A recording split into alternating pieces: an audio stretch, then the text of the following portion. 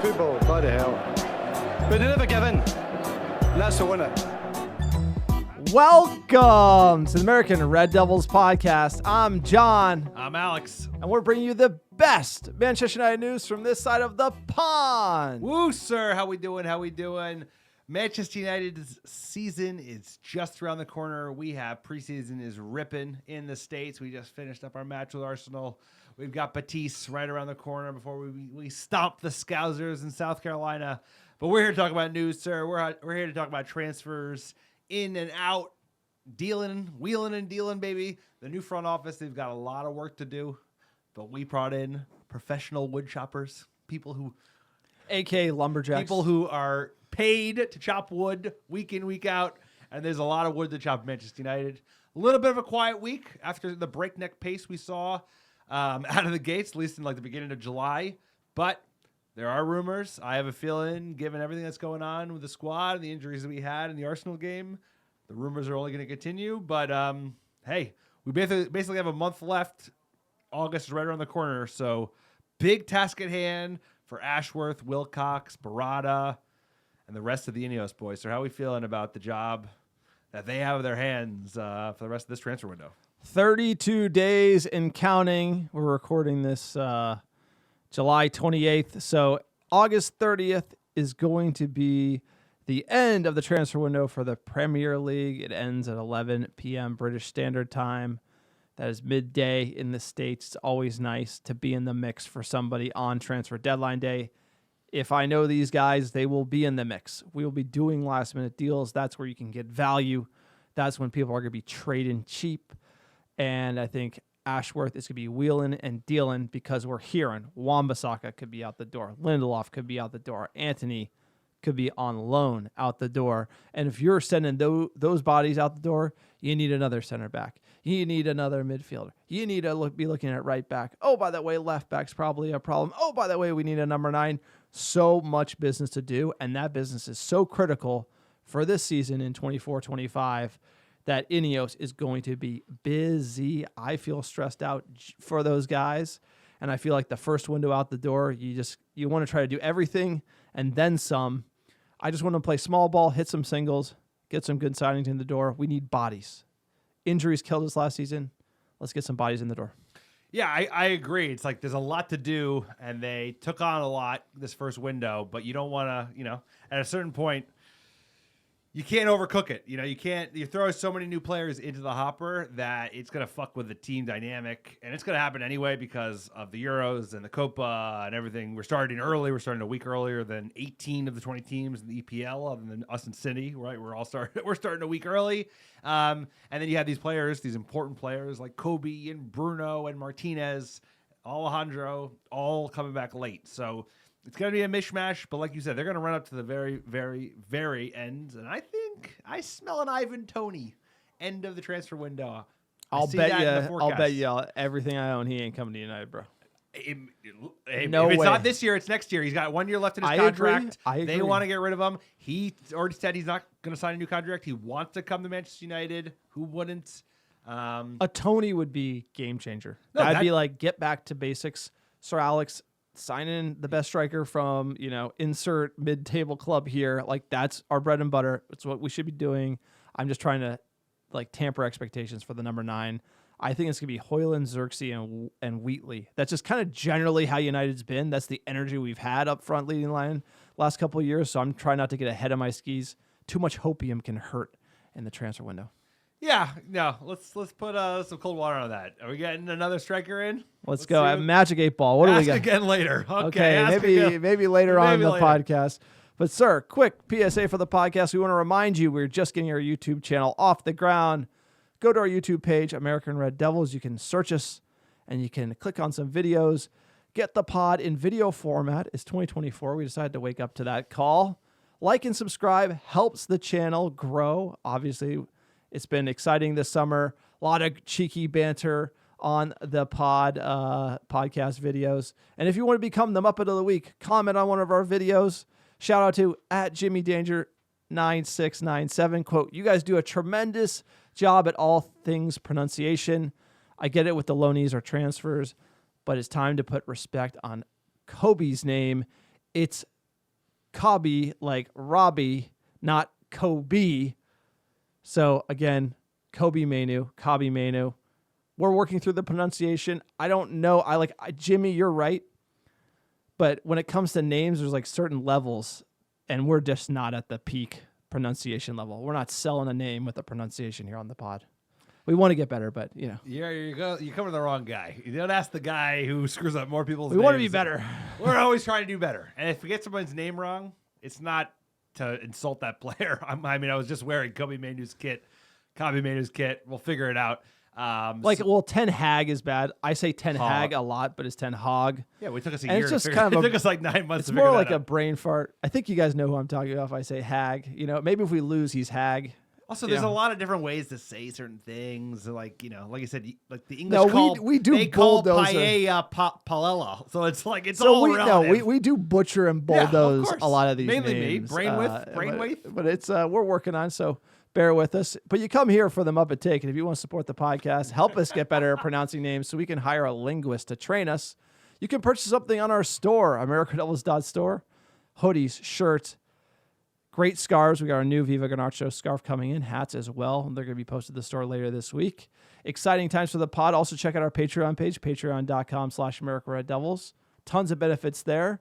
Our blog, AmericaRedDevils.com. Great fan-generated blog content. And sir, tell them about iTunes reviews. iTunes reviews and 5-star reviews of the American Devils podcast wherever you listen. It goes a long way, and it doesn't cost a single dollar, and it helps us get found, very importantly, by other top Muppets like yourself.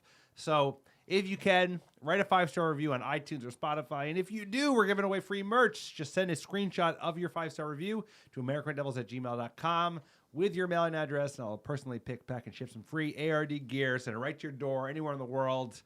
They've been great. We're 5 stars on iTunes, and like John said, YouTube, like, subscribe. It goes a long way, and we're carrying that momentum into the new season. We're hoping Manchester United will do the same. All right, let's get into the news. United in the news, sir. We are linked. Speaking of pronouncing names. You go first, bro. Noussair Mazraoui. Mazraoui. I think that's a good way to say it. This is from Fabrizio Romano. He said to West Ham, he's coming to Manchester United. How you feeling about this one? This is called the old rope-a-dope. West Ham getting cooked by Manchester United swooping in. Love this move. Love stealing a transfer at the last minute. I mean, I love a gazump. The gazump is one of my favorite technical terms. Very technical term in the dictionary. A gazump. There's nothing quite as satisfying as a gazump. This one is happening fast, so AWB, there's been a lot of rumors of him going to West Ham, maybe a couple other clubs. I think Milan was kind of talked about as a club that he might want to go to, AC or Inter, I don't know which one. And then I believe West Ham was after Mazraoui. Then United turned his head because, of course, there's an Ajax connect. Get ready for that one. But Moroccan, obviously plays for a top team, Bayern Munich. We already want to go for another Bayern Munich defender in Matthijs de Ligt. So I don't know much about the player other than like the research I've done since this got hot and heavy. He's 26. Like I said, he's Moroccan, but he's also got dual citizenship. I think he grew up in the Netherlands. The concern around him is the injuries. I saw a lot of injuries for him over the last couple of years, and given what we just talked about, if you go check out the recap pod of the Arsenal game, the preview pod for the Betis game, we already have injury concerns. We lost a starting center back and our starting striker in one preseason game with very little depth in either of those positions. So AWB, for all his faults, was super resilient, super injury resilient. Did not pick up a lot of injuries. 96 days injured. Like I said, bro. 19 games missed in 23-24, 12 missed in 22-23, and 11 in 21-22. So, yes, he seems to have... Go to his stats. He never plays more than 30 league games in a year. He's got a huge injury problem. And guess what? You're going to join the most physical league in the world. I'm concerned because, like I said, AWB, limited player, in some ways, a fan favorite of mine. I've been a big fan of him since we signed him from Palace, even though we overpaid for him. But he was fucking resilient, and he wouldn't get injured, and the same reason why you keep you probably keep Maguire and you never even think about selling Bruno is because players who but look at these numbers. I mean, talk to me about the positive. Talk to me about the positive. Positive is cheap fee, £21 million is what it's rumored to be. Obviously knows the manager. Bayern Munich, not He's a bad coming team. from a top tier club, and his stats are insane. Attacking unbelievable. 96th it. percentile progressive pass completion, 97th percentile. But injuries matter, right? I mean, shot creating actions, non-penalty XG, shots, assists, 85th percentile. That's what we want. We want your right back to be able to attack because United should be dominating the ball, and also interceptions, 87th percentile. He can do it all over the pitch. If he looks this good on the stat sheet, it could be worth trying to manage those injuries. And you got Dalot right back too. And it looks like he's versatile. He can play left and right. That's probably what Ineos is thinking. They might overlook the injuries for a ton of benefits. No, I mean, the green is good, baby. But let me do a comparison. If you were to take Luke Shaw's F brief, it would be a lot of green because he's an elite left back, one of the best left backs in the world. F brief, it's Football Reference, so FB ref. Okay. Who's the king of mispronunciations? You or I? Let me hold the goblet.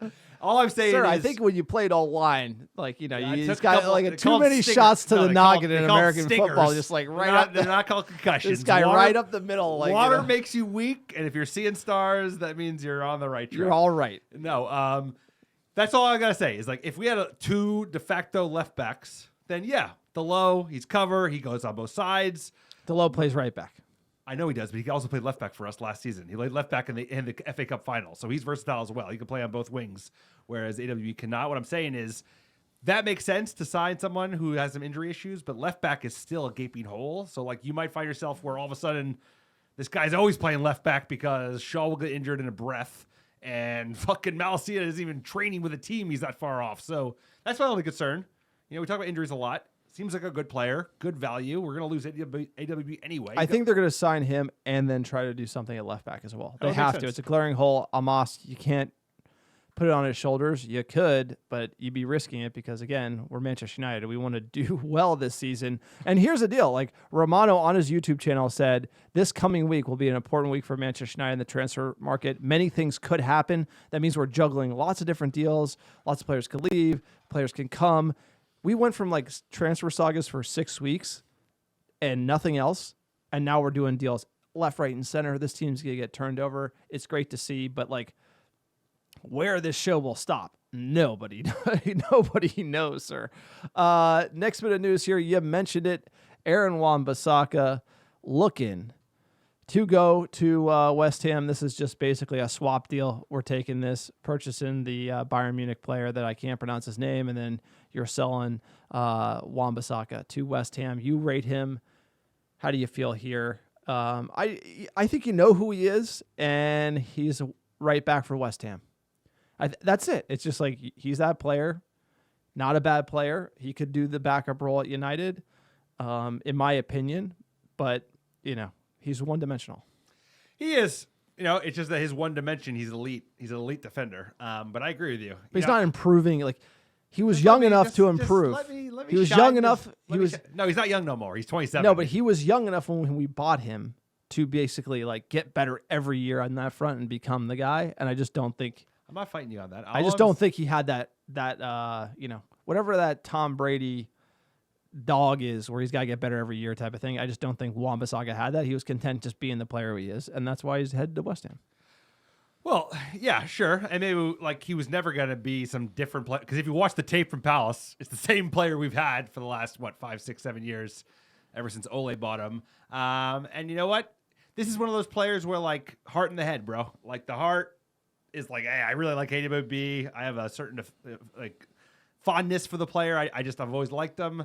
But at the same time, the head is yo, dude, we're outgrowing these types of players. And the same thing will, hurt me if we were to sell McTominay.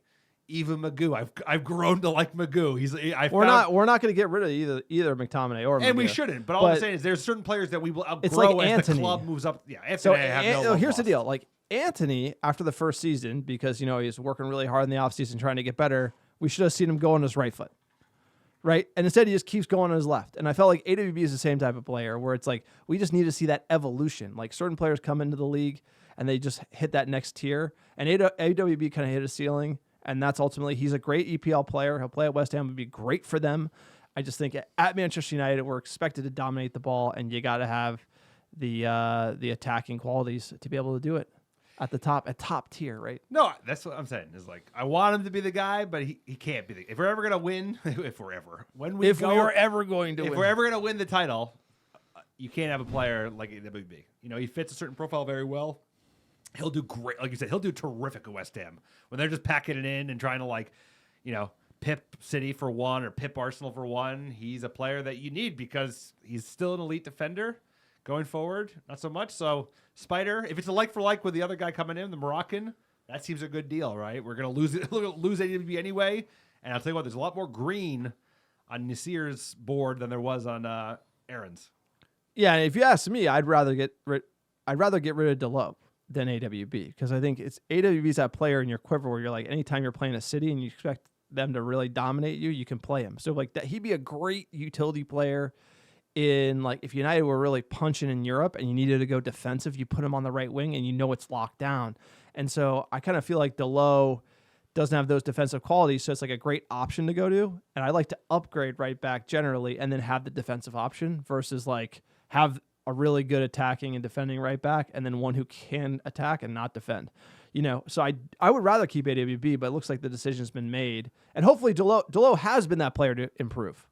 Right, he's gotten better. No, he has gotten better. And the so, areas like, his investing his future is like a good thing. He's also boys with Ronaldo. Doesn't hurt. But, sir, Antony, the bluffer, the number one, he's showing you right there. Besiktas. He's bad. Don't smoke whatever the Besiktas is smoking because they might be trying to get Antony on the cheap. I think Ineos has to get him out of the club just because of the weird relationship he has with the manager. Like, this is one of those things where it's better for Ten Hag if Antony goes. And I think he's just got to. He's got to go somewhere, try to sort out a bunch of issues. If he plays well, you can sell him or bring him back. I just kind of feel like probably best for him to go because we got Ahmad, got Garnacho on the right this year. I just don't think there's space or room for Antony. Yeah, he's one of those transfers that we just have to get off the books. You know, it was a bad deal.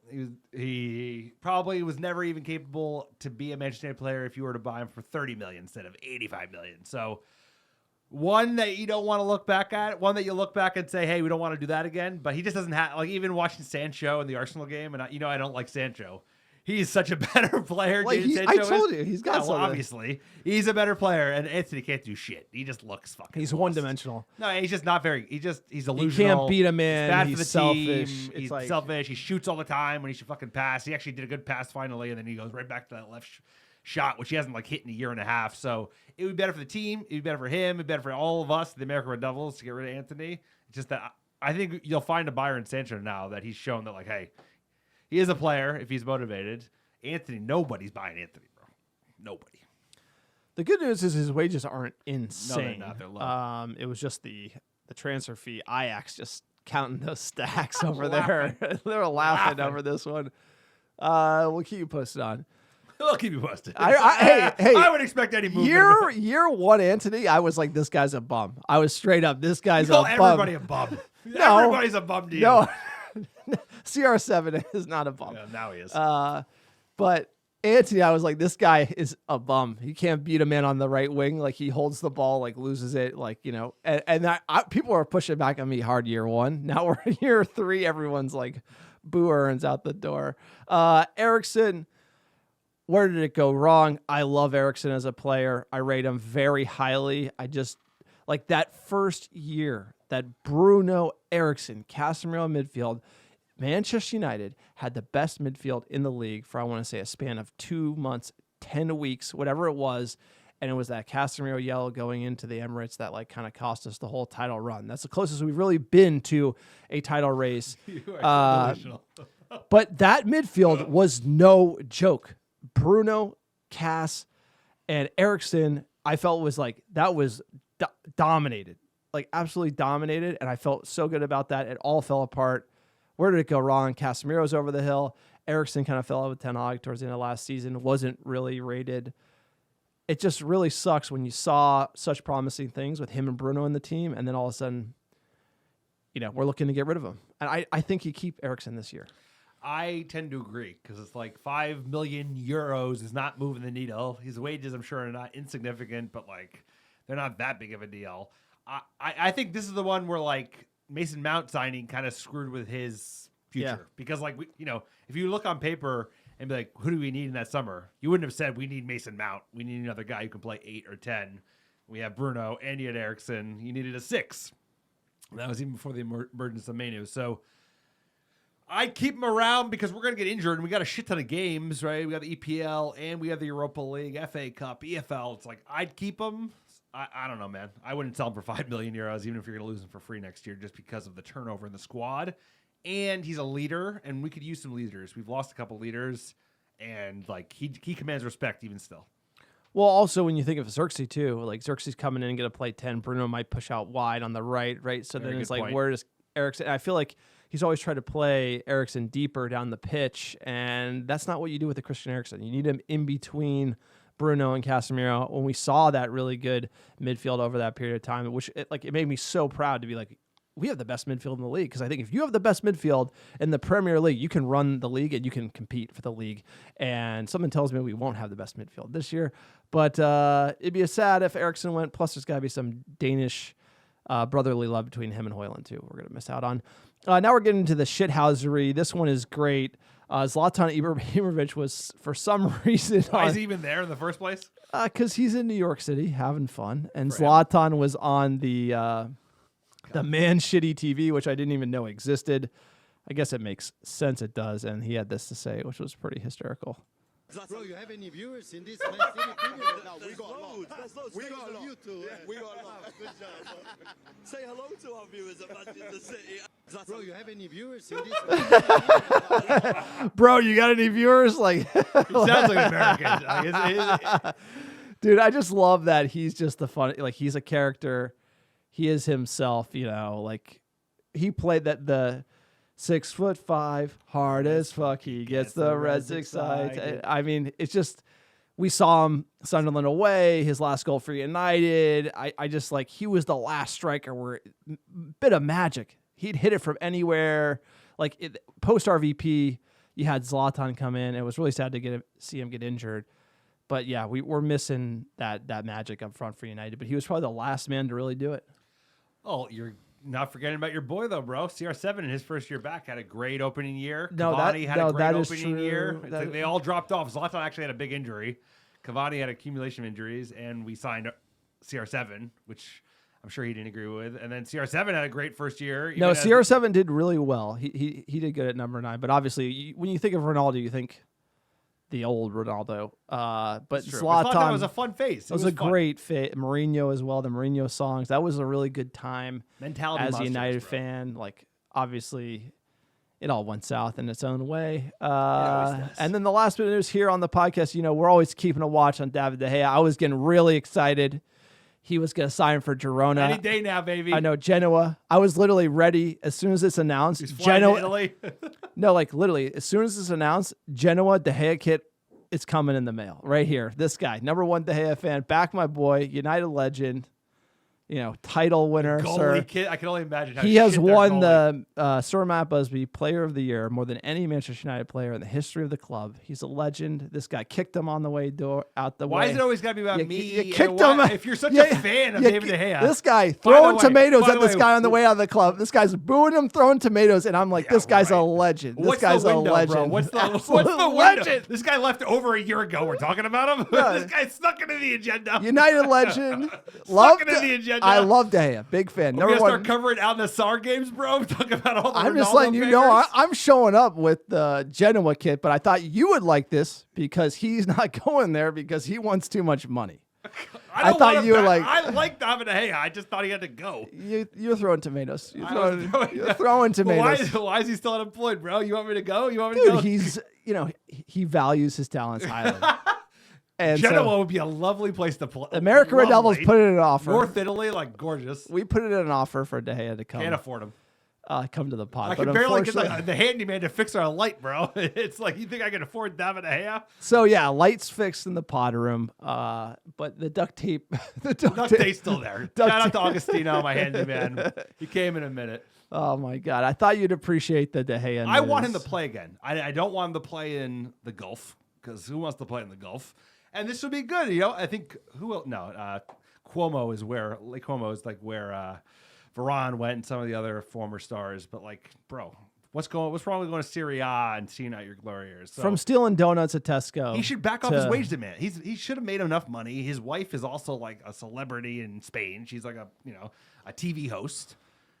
Think pop star. I think pop star is actually a TV Pop host. star, I Like, think she- how dare you? I'm going to tell De Gea you said you're like. Okay, we're talking about what's he's like a big video game, right? He's like a Twixter. He's like a Twixter. I don't know. guy. I think I don't even know what it's stuff's Sergio called. Aguero, but him and Aguero are boys. But They are regardless, boys. They are boys. well, look, that has been it. That's the podcast. We got all your transfer updates. Sounds like we're gonna have a lot more this next week. Plus, we have another preseason game: Real Betis, Scouse Bastards, Community Shield coming up. You like the Mercury Devils? Check out our YouTube page. Like, subscribe, comment. Also, our Patreon, patreon.com/AmericaDevils, and our store, AmericaDevils.store. Get your merch while you can because we're adding some big ticket items here. Like we said, hats and the Viva Garnacho scarf.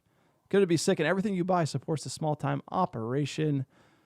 Sir, give us our top 10 downloads last 7 days. What do we got here? Number one, how you doing? How you doing? Los Angeles, California, Chicago, Illinois, Dublin, Ireland, Brooklyn, New York, New York, Philadelphia, PA, Atlanta, Georgia, Dallas, Texas, Houston, Texas, and last but not least, Washington, D.C. Appreciate all the American Devils listening week in, week out. We've got a lot going on. We've got preseason still coming thick and fast. We're in the middle of the transfer window with lots to do. And like John mentioned, Community Shield is right around the corner. Can you believe it?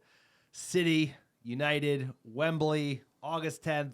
We'll be there. Nervy. Streaming live here. Loving every minute of it. Cannot wait for the next season. Dan Ashworth, get back to work. All right, we're going to leave you here with United Calypso.